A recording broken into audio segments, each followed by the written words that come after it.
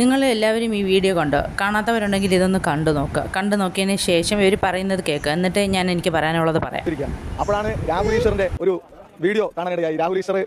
രാഹുൽ മാങ്കൂട്ട് അയച്ച രണ്ടുപേരും ഒരേ വേവ് ലെങ്ത് ആണ് തോന്നുന്നു, കൃത്യമായി കാര്യങ്ങൾ മനസ്സിലാകുന്നുണ്ട്. അപ്പോൾ അയച്ച ഓഡിയോയിൽ ഞങ്ങൾക്ക് കേൾക്കാനിടയായത് ഇങ്ങനെയാണ്: ഇത് വലിയ ഡിപ്രഷനിലാണ് ആളിരിക്കുന്നത്, അതേപോലെ തന്നെ ഉറങ്ങാൻ വളരെ സമയം വൈകുകയാണ്, അതേപോലെ തന്നെ പാരസെറ്റാമോളും സിട്രസിനും കഴിച്ചുകൊണ്ടാണ് രാത്രി ഉറങ്ങുന്നത് എന്നുള്ളതാണ് പറഞ്ഞത്. അപ്പോൾ അതുകൊണ്ട് ഞങ്ങൾ ഡിപ്രഷൻ അടിച്ചിരിക്കുന്ന രാഹുൽ മാങ്കൂട്ടം വെറുതെ ഇരിക്കുകയാണല്ലോ, വീട്ടിൽ വെറുതെ ഇരിക്കുകയാണ്. അതുകൊണ്ട് വീട്ടിലിരുന്നു കൊണ്ട് വായിക്കാൻ ഒരു പുസ്തകം, ഓഷോയുടെ സ്ത്രീ എന്ന് പറയുന്ന പുസ്തകമാണ്.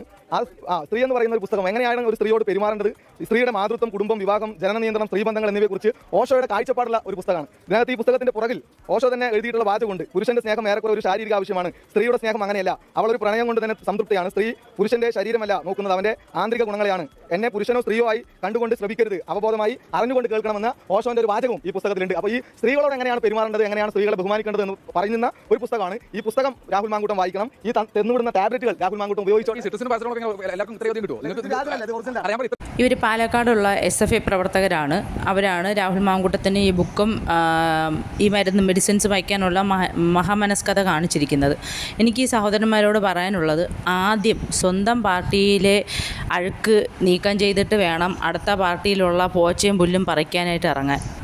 രാഹുൽ മാങ്കൂട്ടത്തിൽ ഇപ്പോൾ ഏത് പാർട്ടിയോ ഏത് വ്യക്തിയോ ആയിക്കൊള്ളട്ടെ, ആദ്യം സ്വയം നന്നായിട്ട് വേണം മറ്റുള്ളവരെ നന്നാക്കാൻ എന്നാണ്.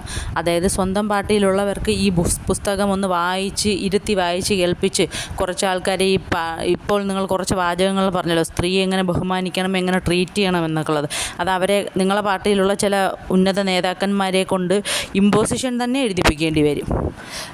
നിങ്ങളുടെ മുകേഷ് MLA ഒന്നും ഒരു 100-1000 പേജ് പോലും എംപോസിഷൻ എഴുതി കഴിഞ്ഞാലും അവരാരും ഇത് പഠിക്കുമെന്ന് പോലും എനിക്ക് തോന്നുന്നില്ല. പിന്നെ ടാബ്ലറ്റിൻ്റെ കാര്യം, അത് ചെയ്യാത്ത തെറ്റ് ഒരാളുടെ മേലെ അടിച്ചേൽപ്പിക്കുമ്പോൾ ഒരു മനുഷ്യന് ഡിപ്രഷൻ ഉണ്ടാകുന്നത് സ്വാഭാവികമാണ്.